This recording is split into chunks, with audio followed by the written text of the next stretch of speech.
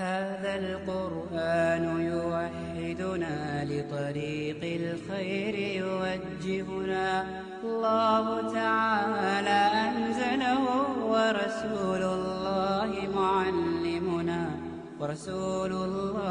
معلمنا أشرقت نفسي بنور من فؤادي حينما رددت يا رب العباد وانتشت روحي وصار الدمع يجري. Bismillah, au nom d'Allah, sans aucun doute, l'islam est la seule vérité. On trouve le pur monothéisme que en islam. Aujourd'hui, notre frère suisse, Inch'Allah, va nous parler d'un autre miracle scientifique dans le Coran. Au nom de Dieu, le tout clément, le tout miséricordieux. Masse d'eau maritime, mêlée mais distinguable. Allah, exalté soit-il, dit: Il a donné libre cours aux deux mers pour se rencontrer. Il y a entre elles une barrière qu'elles ne dépassent pas. Lequel donc des bienfaits de votre Seigneur nierez-vous? De ces deux mers sortent la perle et le corail. Sourate le tout miséricordieux, versets 19 à 22. Surat al-Rahman. La vérité scientifique. L'on ignorait que les mers salées n'ont pas une composition homogène jusqu'à ce que cela soit révélé en 1873 par l'expédition de Challenger qui dura 3 ans.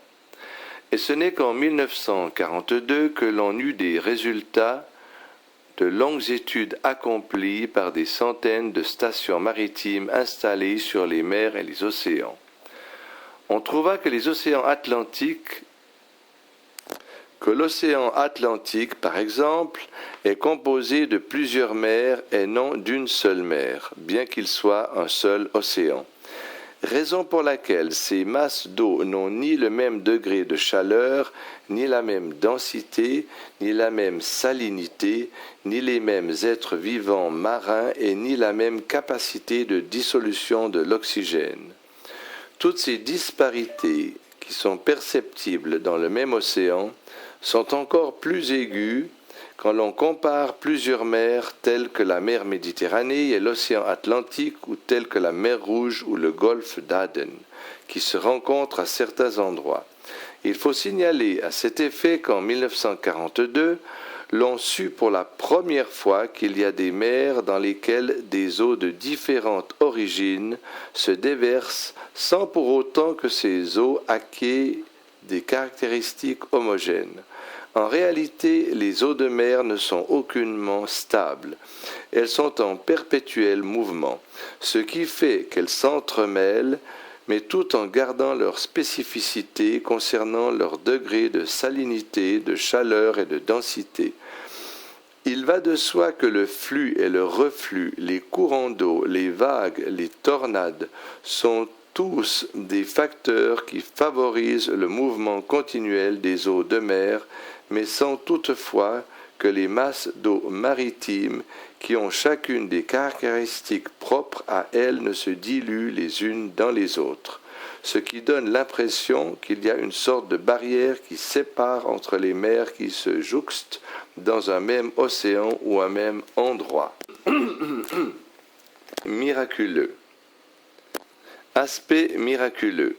Les versets coraniques ci-dessus ont trait à deux mers salées avoisinantes qui s'entremêlent tout en préservant chacune leurs caractéristiques. Et ce, tout comme s'il y avait une barrière qui les empêchait de se diluer l'une dans l'autre.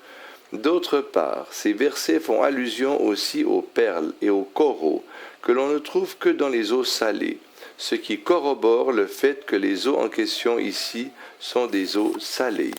Ce qui veut dire que le Coran parle des eaux d'océan et des mers qui ont des eaux salées, eaux qui apparemment forment une seule masse, mais qui sont en réalité des masses avoisinantes avec des caractéristiques différentes. Oui, apparemment, les océans et les mers salées qui se jouxtent forment une eau une seule masse d'eau qui a des caractéristiques homogènes. Mais en réalité, ce sont des masses d'eau différentes du point de vue du degré de salinité, de chaleur et de densité. L'on ne put se rendre à l'évidence de cette réalité qu'en utilisant les technologies modernes. Pourtant, le Coran a fait de ces mêmes réalités en mettant en exergue les différentes caractéristiques de deux mers salées qui s'entremêlent sans pour autant se diluer l'une dans l'autre, tout comme s'il y avait une barrière qui empêchait leurs eaux de se mélanger. Cela ne prouve-t-il pas évidemment que le Coran est la parole d'Allah? Allahu Akbar.